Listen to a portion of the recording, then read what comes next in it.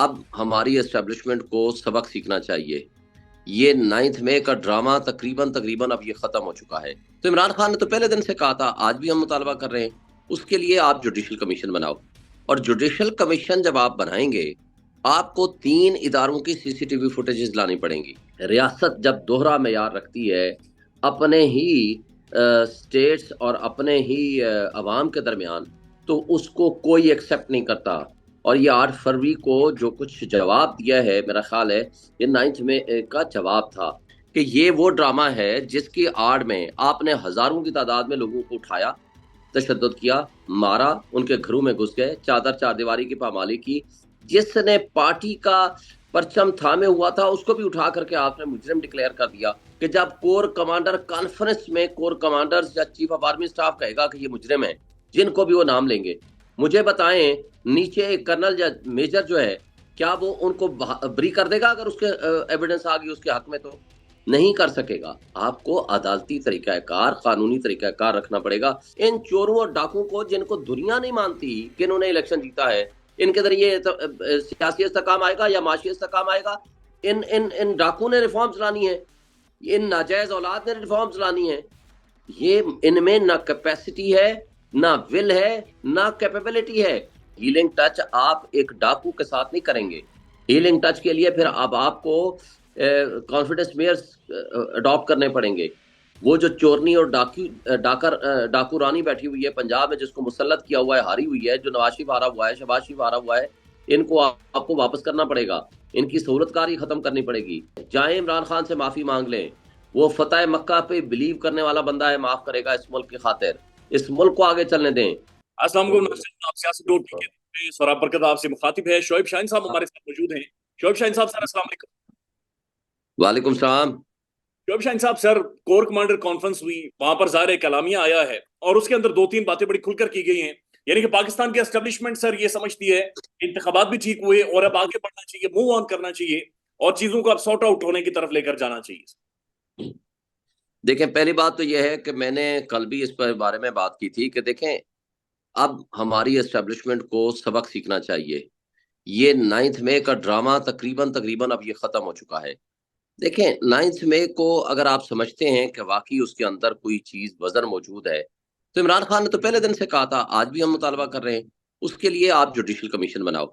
और judicial commission जब आप बनाएंगे, आपको 3 इदारों की सीसीटीवी फुटेजेस लानी पड़ेंगी। एक हाईकोर्ट, इस्लामाबाद हाईकोर्ट, जहां अटैक हुआ था, किडनैप किया गया था इमरान खान को। नंबर 2 जीएचक्यू, जिसके ऊपर अटैक हुआ। नंबर 3 कोर कमांडर हाउस, जहां अटैक हुआ। अगर 3 इदारों की अगर आप सीसीटीवी फुटेजेस लेके आप चले जाएं, जाकर जुडिशल कमीशन में जाकर रिजॉल्व करा ले, तो आपका सारा कुछ सामने हो जाएगा। अच्छा, फिर मुझे बताएं, रियासत जब दोहरा मेयार रखती है अपने ही स्टेट्स और अपने ही अवाम के दरमियान, तो उसको कोई एक्सेप्ट नहीं करता। और ये 8 फरवरी को जो कुछ जवाब दिया है, मेरा ख्याल है ये 9 मई का जवाब था।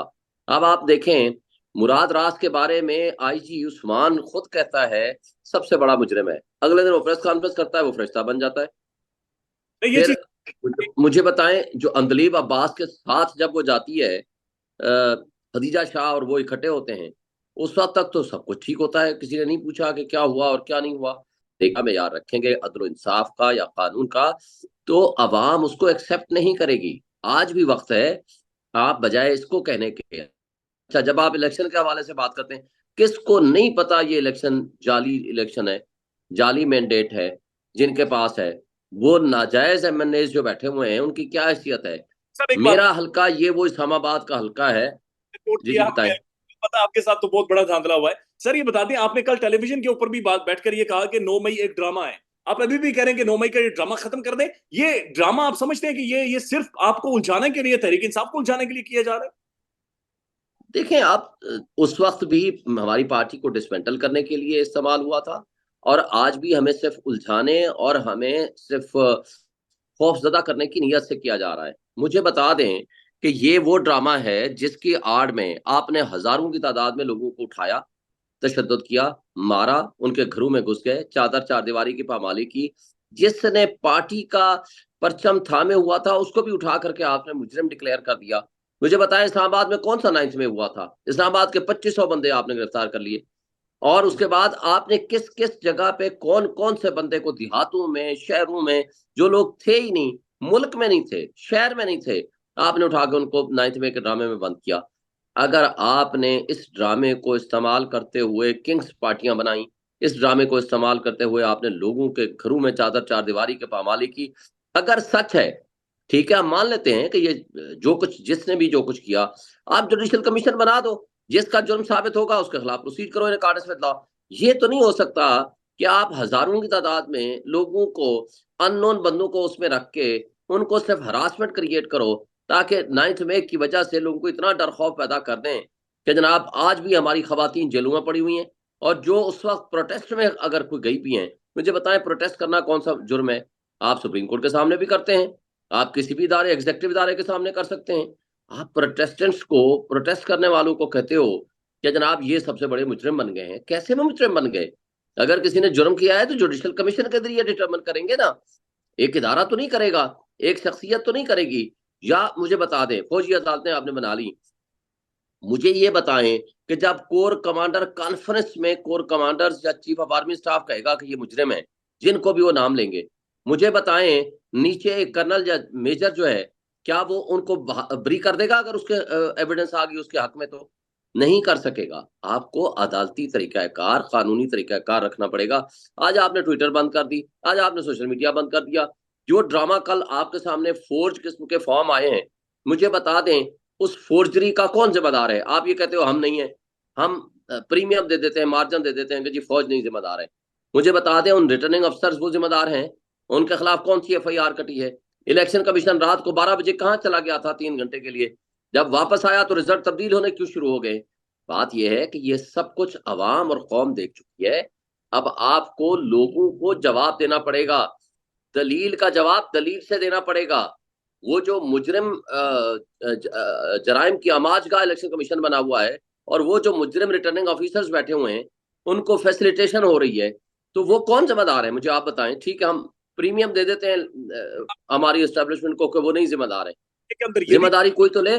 एलामिया के अंदर खुलकर यह भी कहा गया कि कुछ मखसूस सियासी अनासिर इस माहौल के अंदर भी एक कशीदगी क्रिएट कर रहे हैं और वो डिसरप्शन क्रिएट कर रहे हैं, अनसर्टेनिटी बुनियादी तौर पर क्रिएट कर रहे हैं, और इससे मुल्क आगे नहीं बढ़ेगा। हालांकि वो कहा जा रहा है एलामिया कि रिकॉन्सिलिएशन होनी चाहिए और मुल्क आगे बढ़े ताकि सियासी इस्तेकाम आए यहाँ पे। देखें, सियासी इस्तेकाम सिर्फ एक वजह से आएगा, जिसको अवाम ने मैंडेट दिया है उसको आने दें, वो पीटीआई है। वो सियासी इस्तेकाम लाएगा, वो माशी इस्तेकाम लाएगा, इंटरनेशनल इन्वेस्टर यहाँ इन्वेस्टमेंट लेकर आएगा, ओवरसीज हमारे यहाँ इन्वेस्टमेंट लेकर आएगा। इन चोरों और डाकुओं को, जिनको दुनिया नहीं मानती कि इन्होंने इलेक्शन जीता है, इनके जरिए सियासी इस्तेकाम आएगा या माशी इस्तेकाम आएगा, या पीडीएम वन की सूरत में जो कुछ उन्होंने गुल खिलाए हैं। आपने 12 रुपए के बिजली के यूनिट को 70 रुपए पहुंचा दिया, 500 जो गैस का बिल आता था आपने 50,000 पे पहुंचा दिया। आगे आप क्या करने जा रहे हैं कोई पता नहीं है। 25% आप मुझे बताएं, सूद के साथ कौन इंडस्ट्री लगाएगा? और इतने महंगी बिजली के साथ या गैस के साथ कौन इंडस्ट्री चला सकेगा? मुमकिन नहीं है। उसके लिए जरूरी है आपको अपनी इन्वेस्टमेंट बढ़ानी होगी, लोगों को रोजगार देना होगा, और कट करना होगा, रिफॉर्म्स लानी होंगी। इन इन इन डाकू ने रिफॉर्म्स लानी है, इन नाजायज औलाद ने रिफॉर्म्स लानी है। ये इनमें ना कैपेसिटी है, ना विल है, ना कैपेबिलिटी है। वजह यह है कि इनकी तो अपनी सारी जायदादें, सारा मालूमता मुल्क से बाहर पड़ा हुआ है। सर, अगर ये शरीफ खानदान, इंक्लूडिंग इसहाक डार, ये जरदारी खानदान, सिर्फ ये दो खानदान अगर ले आए ना अपना बाहर पैसे हुए, जो मनी लॉन्ड्रिंग का पैसा है, ये चले पाकिस्तान का मनी लॉन्ड्रिंग का पैसा है ना दे पाकिस्तान को, ये सिर्फ अपने अकाउंट्स में ला के रख लें, ये 50 रुपए का आपका डॉलर आ जाएगा। लेकिन इन लोगों को, बेईमानों को तो सिर्फ ये है कि हम यहाँ इक़्तिदार के लिए मजे लेने आते हैं, और जिस दिन इनके मजे खत्म होंगे, इन्होंने फ्लाइट पकड़नी है, जाकर के मुल्क से बाहर बैठ जाना है। इनको तो डॉलर बढ़ेगा, महंगाई बढ़ेगी, इनको तो फायदा है। इन डाकू और चोरों को क्या लगे? शोएब शाहीन साहब, एक बात बताएं सर, गुज़श्ता दिन या 2 दिन पहले एक प्रेस कॉन्फ्रेंस हुई जिसमें आपकी पार्टी के असद कैसर साहब और मरवत साहब बैठते हैं, और बैठकर एक अजीब और गरीब गैर जरूरी प्रेस कॉन्फ्रेंस जिसमें वो कहते हैं कि हैदर मेहदी से हमारा ताल्लुक नहीं है, हमारा आदिल राजा से कोई ताल्लुक नहीं है। सर, आपका ताल्लुक था कभी इनके साथ, जो आप लोग आज जाकर प्रेस कॉन्फ्रेंस करके कह रहे हैं हमारा इनके साथ ताल्लुक नहीं? मेरा ख्याल है वो पीटीआई के वर्कर्स या पीटीआई के हवाले से तो उनके साथ, मेरा नहीं ख्याल कि मैंने तो कभी नहीं देखा कि वो अपने आप को क्लेम करते हो कि वो पीटीआई के हैं, तो लिहाजा इससे ज्यादा मुझे नहीं पता। लेकिन ये बात तो तय है कि वो पीटीआई के हो सकता है कि पीटीआई के किसी मंशूर को या किसी एक शेख को पसंद तो करते हूँ या हकीकी आज़ादी के नारे को पसंद करते हूँ, लेकिन मैंने कभी नहीं देखा कि वो पीटीआई की लीडरशिप में है या पीटीआई को पसंद कर पीटीआई के किसी भी लिहाज से बरकर है। तो ये जो प्रेस कॉन्फ्रेंस है सर, ये होनी चाहिए थी, चूंकि मरवत साहब और वो बैठकर जिस तरह से लाताल्लुकी कर रहे हैं, ये जरूरी था प्रेस कॉन्फ्रेंस करते? मेरा ख्याल है कि मैं पार्टी के अंदरूनी मामलात में मैं अगर कोई मेरी राय होगी तो मैं पार्टी के अंदर तो दूंगा, लेकिन पार्टी के बाहर मुनासिब नहीं होगा कि मैं कोई बात का जवाब दूं। अली मोहम्मद खान साहब ने जो एक रिकॉन्सिलिएटरी बात की जनाब नवाज शरीफ साहब के साथ और जरदारी साहब के साथ, उन्होंने कहा कि जनाब मुल्क दुश्मन नहीं हो सकते, अब नवाज शरीफ भी इसी मुल्क का, जरदारी भी। ये जो टोन और ये जो गुफ्तगू थी अली मोहम्मद खान साहब की, इससे खान को बड़ी चिढ़ हो रही है, खान को बड़े मसाइल हो रहे हैं। ये क्या ठीक किया अली मोहम्मद खान साहब? मुझे नहीं पता खान साहब को तक ये बात पहुंची या नहीं पहुंची, लेकिन मैं जाती तौर पर इस आइडिया को पसंद नहीं करता। वजह उसकी यह है कि ये लोग अगर मुल्क दुश्मन नहीं है तो मुझे बताएं कि ये मुल्क दोस्त कहाँ से हो गए। इन्होंने तो मुल्क की जड़ें खोखली कर दी हैं। इन लोगों ने तो इस मुल्क का बेड़ा गर्क करके रख दिया है। ये इनका सारा मनी लॉन्ड्रिंग का पैसा मुल्क से बाहर पड़ा हुआ है। अगर ये मुल्क के साथ लॉयल और सिंसियर हैं तो इनको चाहिए ना, ये डाका जनी खत्म करें और ये आए अवाम के देखें। इससे बड़ी गद्दारी और मुल्क दुश्मनी क्या होगी कि अवाम ने एक फैसला दिया है और उस फैसले को उठा करके आप डस्टबिन में डाल दें। जी सर, अब आज आर्मी चीफ की मुलाकात हुई है जनाब शहबाज शरीफ साहब से, और एक वार्म वेलकम शहबाज साहब ने बाहर आकर पोर्च में भी उनका किया। फिर आर्मी चीफ साहब ने उन्हें मुबारकबाद भी दी। इससे पहले आर्मी चीफ साहब ये बात कर चुके हैं कि पाकिस्तान को एक हीलिंग टच की जरूरत है। हीलिंग टच, ये सर बड़ा इंपॉर्टेंट एक नुक्ता है, एक पॉइंट है हीलिंग टच का।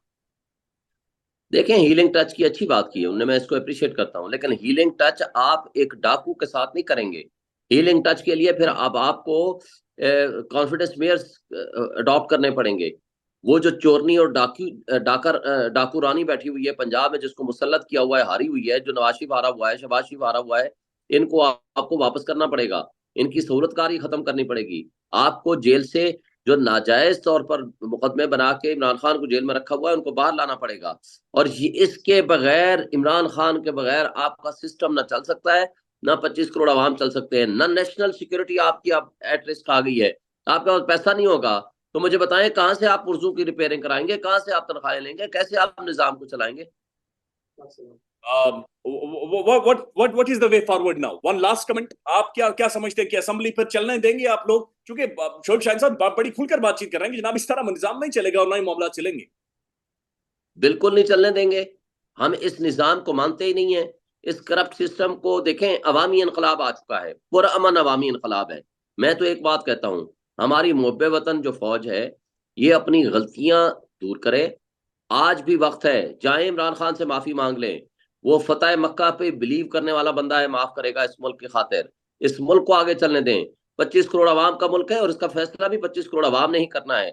और इसलिए आज जरूरी है कि आप इस वक्त सियासी इस्तेहकाम लाने की जो रास्ते में रुकावटें हैं वो खत्म करें, मुल्क में इन्वेस्टमेंट आने दें, रिफॉर्म्स लाने दें, और उसके लिए जरूरी है अवाम के मैंडेट को तस्लीम करें। पाकिस्तान में इस वक्त सबसे बड़ा मसला बोलने का है। पाकिस्तान में बोलने नहीं दिया जाता, जुबानें खींच ली जाती हैं, डर है, खौफ है, टेरर है। पाकिस्तान का मीडिया मुकम्मल तौर पर कंट्रोल्ड है, वेल मैनेज्ड है, एक मैसिव सेंसरशिप है। इसी तरह का दबाव पाकिस्तान में सियासत.pk भी फेस कर रहा है, जिसे पाकिस्तान भर में गुज़श्ता कई महीनों से मावरा आइन, मावरा कवानीन मुकम्मल तौर पर बंद कर दिया गया है, मुकम्मल तौर पर बैन कर दिया गया है। सियासत.pk की नशरियात को लिमिटेड करके पाकिस्तान में छोड़ दिया गया है। तमाम तर कानूनी मुआवजे के ऊपर आवाज उठाई गई, दस्तक दी गई, लेकिन हर तरफ से खामोशी है, सन्नाटा है। कहीं पर कोई सुनवाई नहीं है, कोई सुनने को तैयार नहीं है। लेकिन इसका हल क्या है? क्या खामोश हो जाएं?